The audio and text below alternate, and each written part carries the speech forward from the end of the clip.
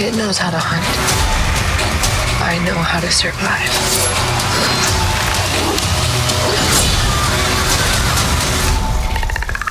For me, it was having the movie feel like it would be, or finding a story that would be a great movie, even if it weren't a Predator film, but then making it a Predator movie makes it even better. And I was tempted to like, oh, could I just take this story and have it be another creature? And I just refused. I was like, first of all, I felt like they're gonna make Predators again, like at some point. So like, let's just like hold steady and know that this may come back. The Predator has a very specific code. And I just thought that code, the fact that it's looking for the alpha, it's looking for the top dog, and doesn't see our hero as that. And our hero is someone who's trying to prove herself. Just felt like it gave the movie so much thematic weight that it like had to be a Predator film. We had to depend on the setting. We had to depend on the culture. We had to, depend on the light. I think that because I'm a Predator fan, and the first one is my favorite, and so, when I had read the script, I had in my mind an image, right? But when we actually filmed it, it's far better than what I could have, had in my brain and thinking what it would look like, because it's just amazing. I like the vastness of it, because that's kind of scary. Like if you're one person on this huge, like when she's walking across that, where you're brushing your teeth, that's on top of a mountain. That's called Moose Mountain. And, it's kind of a scary thing to know that there's a monster out there that's trying to hunt you. And then here she is, walking. And to me, it's a part of the storytelling that, we didn't expect. Or I know maybe Dan expected it, but I didn't. I didn't expect it, just to have that whole, kind of feeling in it. It's amazing. Being authentic and specific makes things, I think, more universally relatable and interesting and compelling. So we wrote sort of an initial draft of the movie and then quickly sought this Comanche advisor, Juanita Pataponi, who really helped with the initial development of the story.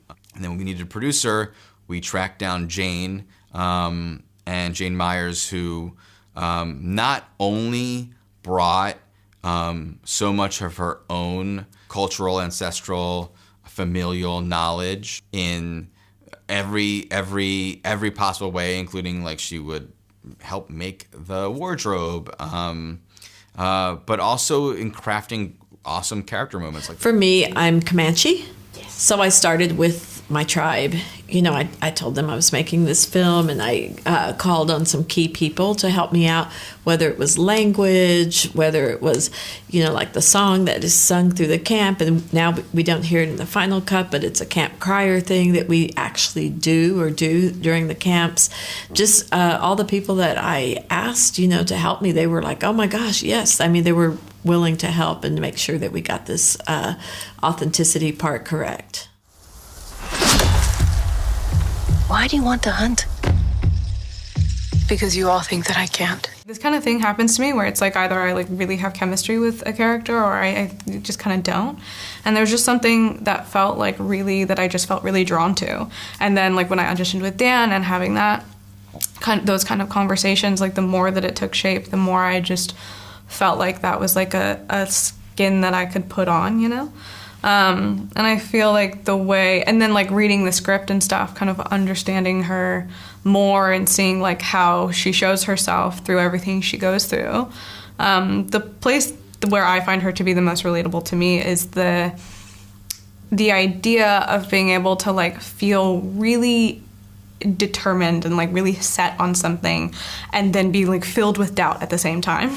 Yeah. I feel like that's just, I find that to be very relatable. Maybe that's just me.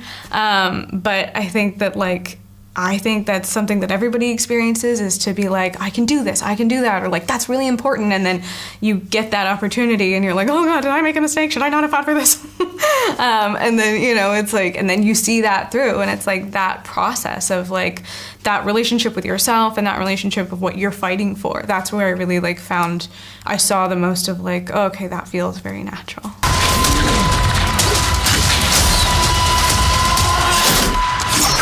that was a big inspiration for the redesign of this creature, was to give diehard fans of the franchise that sense of surprise again, because all the other films have just, and rightfully so, but sort of like rested on the laurels of that first movie, and have then, now we know what the creature looks like, so here it is. And I really wanted it to feel exciting when it was cloaked again, have a new look and be exciting when that cloak comes off, and then still have, more surprises. So it's such like an intricate work that they did, like ADI Studios, who made the Predator suit, like, and the head is animatronic, so like the mandibles move and stuff like that, and there's like 3 or 4 people like running it, like off the side, like a video game. And it's like, that was so fascinating that I kept reminding myself, like, oh my god, what if this was like a real monster in front of me? And then that would feel really scary. So it was like a mix between like being like fascinated and then being like really scared, and then being fascinated and then feeling really aggressive, and kind of the like duality of like my brain and then Nadu's brain, and yeah, but it was very like, that feels like a very unique experience that, I wasn't like acting to a tennis ball or something. I was like really looking at like a monster. Whatever did this, I can kill it.